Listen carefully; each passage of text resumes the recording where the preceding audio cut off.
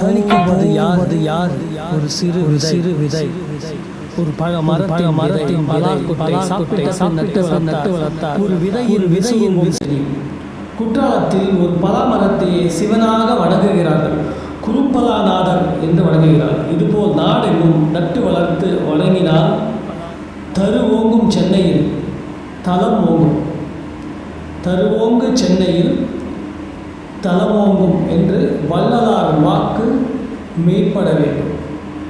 மெய்ப்படும் அனைவரும் தருவோங்க பாடுபடுவோம்.